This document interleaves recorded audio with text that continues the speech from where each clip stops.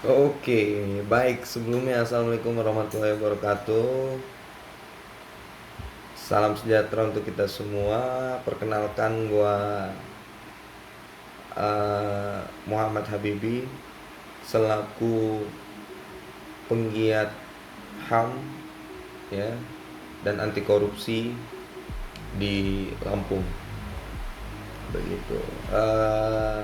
Gue juga merupakan aktivis dari Ikatan Mahasiswa Muhammadiyah, dan juga gue saat ini telah mendirikan lembaga riset terkait hak asasi manusia, yaitu yang bernama Ruang Hak Asasimu Institute ya. Begitu. Jadi kajian-kajian nanti di IGTV ini ya, kita akan banyak membahas tentang hukum dan HAM gitu ya. Khususnya di Provinsi Lampung begitu. Nah, karena bisa dikatakan gue ini penggiat hak asasi manusia, berarti bisa dikatakan gue ini juga aktivis HAM gitu ya. Kita gue secara moral punya kewajiban untuk memberikan sharing gitu ya, sharing keilmuan dan pengalaman terkait hak asasi manusia kepada masyarakat begitu. Nah, tapi perlu diingat, gue bukan ahli dan juga gue memang saat ini juga masih bersekolah ya, artinya gue juga masih sedang proses studi di program magister hukum. Jadi kalau misalnya nanti dalam kajian-kajian terkait hak asasi manusia itu ada kesalahan atau kekurangan, nah mungkin nanti teman-teman bisa mengkoreksi. Tapi tujuan dari IGTV gue sendiri ini adalah untuk memberikan edukasi kepada kaula-kaula muda bahwa persoalan-persoalan terkait hukum, hak asasi manusia, politik dan kebijakan publik itu bukan merupakan sesuatu yang bisa dikatakan ya tidak menarik.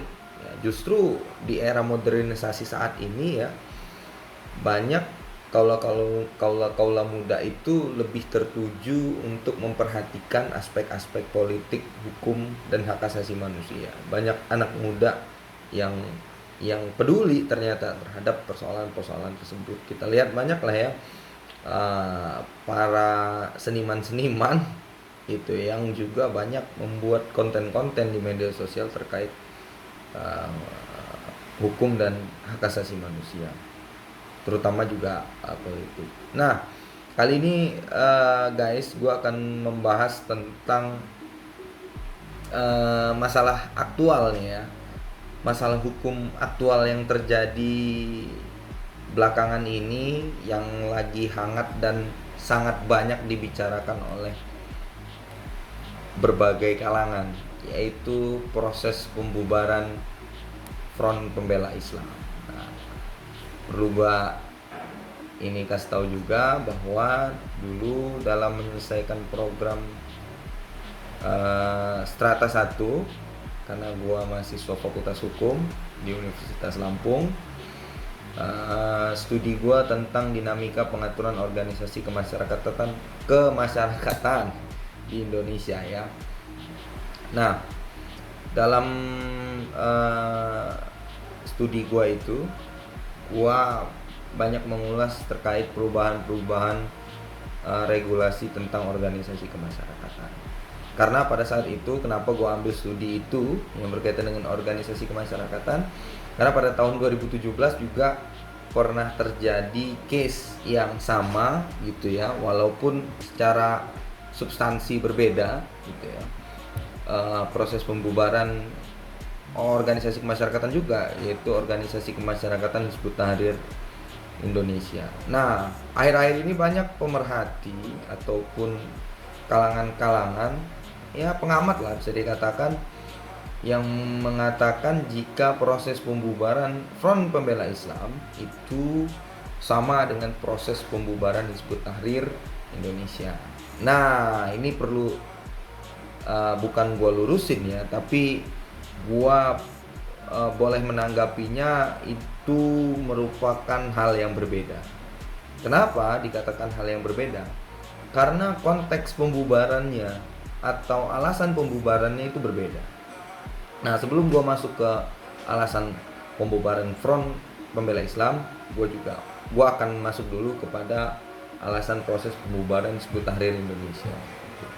Nah, dulu alasan pembubaran Hizbut Tahrir Indonesia itu karena Hizbut Tahrir Indonesia itu berasaskan ideologi yang bertentangan dengan Pancasila, yaitu mereka ingin menegakkan khilafah atau aturan hukum Islam ke dalam sistem hukum nasional kita, gitu ya.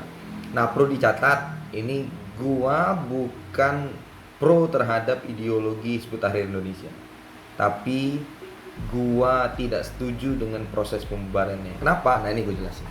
Jadi pada saat itu proses pembubaran Hizbut Tahrir Indonesia itu dengan alasan ideologi, ya. Itu mereka dibubarkan dengan ketentuan pasal 59 gitu ya, ayat 1 ayat 3 dan ayat 4 gitu ya, di dalam Perpu nomor 2 tahun 2017 tentang organisasi kemasyarakatan gitu ya. Perpu itu peraturan pemerintah mengganti undang-undang. Nanti kita akan kajiannya di sesi berikutnya aja ya, next time terkait Perpu. Yang pada intinya pada saat itu di dalam Undang-Undang nomor 17 tahun 2013 sebelum dikeluarkannya Perpu itu tidak ada pengaturan terkait alasan pembubaran organisasi kemasyarakatan dengan ideologi atau paham-paham lain yang bertentangan dengan Pancasila. Di dalam Undang-Undang nomor 17 tahun 2013 hanya dirumuskan beberapa ideologi yang bertentangan dengan Pancasila, yaitu ideologi Marxisme, ateisme, Leninisme, dan komunisme. Itu sesuai dengan ketetapan MPRS tahun 1968, dan itu TAP MPRS yang tidak boleh dicabut karena itu adalah larangan penganutan ideologi Marxisme, Leninisme, ateisme, dan komunisme. Itu nanti kita kaji juga tuh, apa sih ideologi-ideologi itu. Nah, pertanyaannya apakah Hizbut Tahrir itu masuk ke dalam rumusan itu? Jawabannya tidak. Apakah Hizbut Tahrir Marxis? Tidak. Apakah Hizbut Tahrir Leninis? Tidak. Apakah Hizbut Tahrir ateis? Tidak. Apakah Hizbut Tahrir komunis? Tidak. Nah, karena banyak sekali pada saat itu Hizbut Tahrir menggaung-gaungkan khilafah ya, dan mereka menganggap bahwa sistem hukum di Indonesia ini adalah sistem hukum kafir, bahasanya begitu kan, dan tidak boleh dianut oleh orang Islam, maka di sini pemerintah geram, sehingga akhirnya pemerintah mengeluarkan peraturan pemerintah mengganti Undang-Undang nomor 2 tahun 2017 yang menggantikan Undang-Undang nomor 17 tahun 2013, di mana ada frasa ketentuan. Nah, frasa ketentuannya itu ditambah alasan pembubaran karena ideologi. Ketika di dalam Undang-Undang 17 tahun 2013 hanya beberapa, yaitu Marxisme, ateisme, Leninisme, dan komunisme, di dalam Perpu itu ditambah lagi frasa, yaitu paham lain yang bertentangan dengan Pancasila. Nah, ini yang suatu polemik sebenarnya, karena di dalam Undang-Undang nomor 17 tahun 2013 itu sudah mengatur secara spesifik, tetapi dalam perkembangannya ternyata ada paham-paham lain gitu loh, ada ideologi lain gitu yang tidak termasuk ke dalam beberapa komponen ideologi tersebut, sehingga akhirnya pemerintah mengatur itu secara tersendiri, walaupun pengaturan ideologi apakah itu tidak secara spesifik, dan itu hanya perspektif pemerintah gitu ya, sehingga dengan dikeluarkannya Perpu tersebut gitu ya, organisasi Hizbut Tahrir Indonesia dinyatakan bubar status badan hukumnya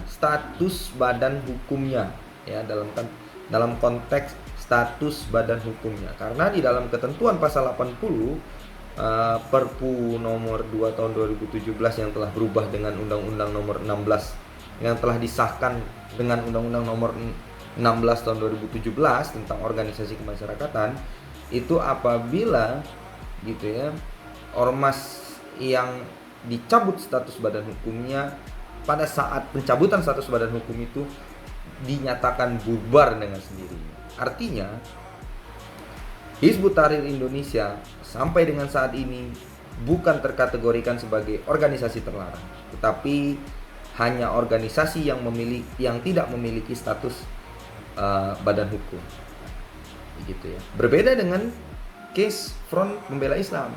Nah, itu kan ditetapkan melalui surat keputusan bersama 6 menteri dan juga ada maklumat ya hari ini yang keluar dari Kapolri bahwa Front Pembela Islam dikategorikan sebagai organisasi terlarang. Jadi tidak hanya organisasi yang dinyatakan bubar secara administratif, tetapi secara hukumnya Front Pembela Islam dikategorisasikan sebagai organisasi terlarang. Artinya FPI dengan HTI itu merupakan dua proses pembubaran yang berbeda. Nah, kalau di proses pembubaran Hizbut Tahrir Indonesia ini banyak yang gua kritisi. Kenapa? Karena pemerintah secara sepihak itu menafsirkan bahwa ideologi tentang ormas itu hanya pemerintah yang menafsirkan secara sepihak, gitu ya. Dan sebenarnya proses pembubarannya kan ini bisa dibawa ke pengadilan, tetapi pengadilan manakah yang berwenang? Ini sampai hari ini masih menjadi pertanyaan. Kita bawa ini ke mahkamah misalnya ya, Hizbut Tahrir ini membawa ini ke Mahkamah Konstitusi. Mahkamah Konstitusi tidak menguji ideologi, tapi menguji undang-undang terhadap undang-undang dasar. Artinya pada saat itu HTI membawa case ini ke Mahkamah Konstitusi bukan untuk menguji proses pembubarannya, gitu. Bukan menguji proses pencabutan status badan hukumnya, tetapi menguji peraturan pemerintah pengganti undang-undang yang dibuat oleh presiden itu bertentangan dengan pasal 28I ayat 3 Undang-Undang Dasar 1945. Nah, dibawa ini ke PT UN, dan PT UN pada saat itu putusannya memperkuat pencabutan status badan hukum tersebut, karena PT UN menganggap dirinya tidak berwenang untuk menguji ideologi. Ya, sekali lagi, PT UN tidak punya kewenangan untuk menguji ideologi suatu organisasi atau partai politik. Jadi dia hanya menguatkan status pencabutan pemerintah, karena di dalam peraturannya juga tidak di dalam peraturan perundang-undangan juga tugas PT UN bukan seperti itu. PT UN hanya menguji apakah pencabutan gitu ya hak administratif bahasanya, atau menguji KTUN, keputusan tata usaha negara yang dikeluarkan oleh pejabat yang berwenang itu sesuai dengan hukum atau tidak. Ternyata proses pencabutan status badan hukum Hizbut Tahrir Indonesia itu menurut PT UN itu sah secara hukum dan tidak bertentangan dengan peraturan manapun. Tetapi ya bahasa sederhananya gitu ya, kalau menurut gua ini pingpongan. Jadi dibawa ke PT UN dia kalah gitu ya, dibawa ke MK juga dia kalah begitu kan, karena memang MK tidak menguji ideologi dan PT UN juga tidak menguji ideologi. Artinya gitu ya, sampai dengan hari ini alasan pembubaran Hizbut Tahrir Indonesia ini masih menjadi perdebatan ilmiah dan menarik sampai kapanpun untuk diuji, karena ini berkaitan dengan ideologi atau paham gitu ya.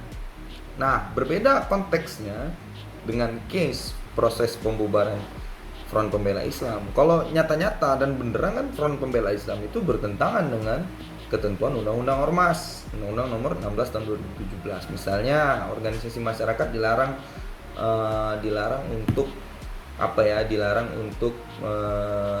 mengujar kebencian kepada golongan lain, habis itu melakukan tindakan-tindakan yang tidak sesuai dengan melakukan tindakan-tindakan yang itu merupakan kewenangan aparat penegak hukum atau pemerintah dan lain sebagainya. Nah, nggak perlu gue jelasin lagi ya.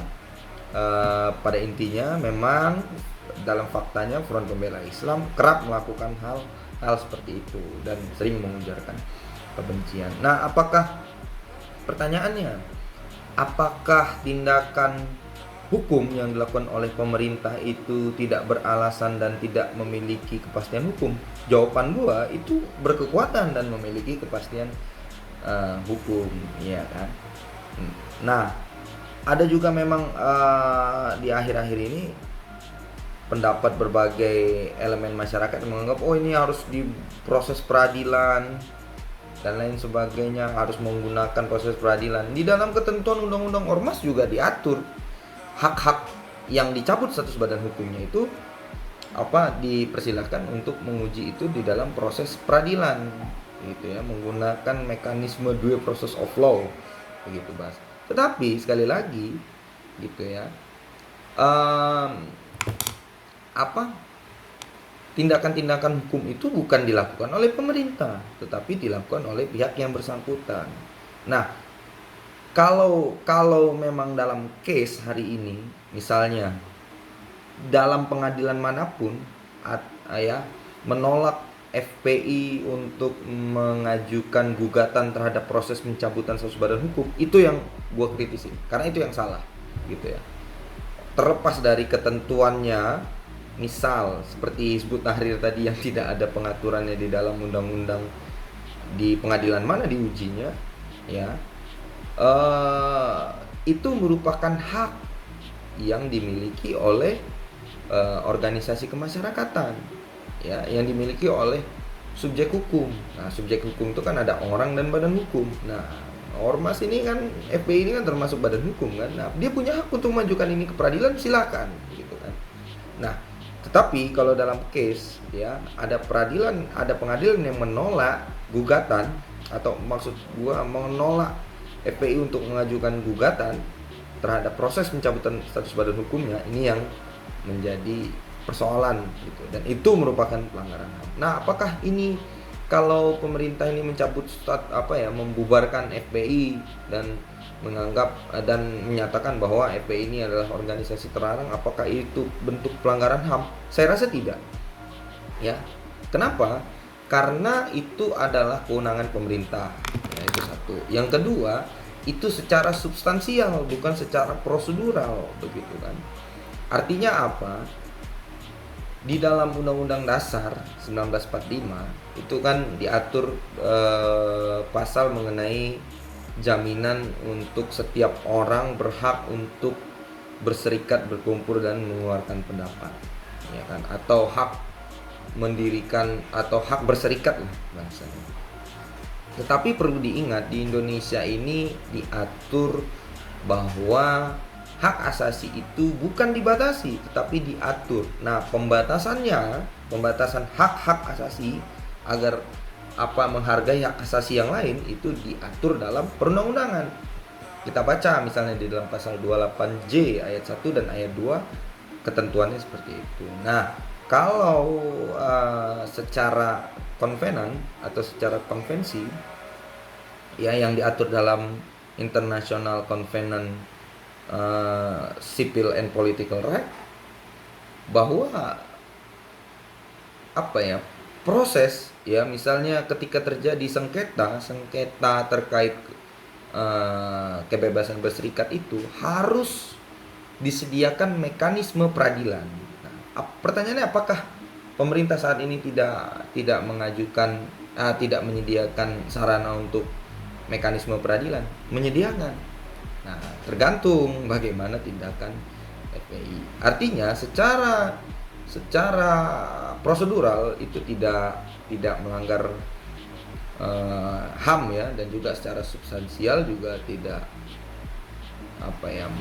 melanggar HAM. Justru menurut saya pelanggaran HAM yang terjadi itu justru terhadap alasan proses pembubaran Hizbut Tahrir Indonesia. Kalau Front Pembela Islam saya rasa tidak. Tetapi memang ada catatan-catatan yang harus dilakukan oleh pemerintah ke depannya. Yaitu apa? Pemerintah harus tegas tidak hanya kepada Front Pembela Islam. Kita tahu di Indonesia ya, silakan cek di data Kemenkumham, data Kemendagri, data Kemensos, itu organisasi apa ya, kemasyarakatan itu sangat banyak jumlahnya, puluhan ribu ya. Nah, artinya memang tugas berat setelah kejadian proses pembubaran Front Pembela Islam ini bukan tanpa implikasi hukum dan politik ke depannya, dan juga implikasi hak asasi manusia gitu ya. Tetapi memang ini akan menjadi jurisprudence, artinya ada jurisprudence ini bisa kita ambil sebagai hal yang positif dan negatif. Positifnya apa? Bahwa organisasi kemasyarakatan sekarang harus melakukan evaluasi terhadap baik itu ADART, tindakan-tindakan organisasi kemasyarakatan dan lain sebagainya.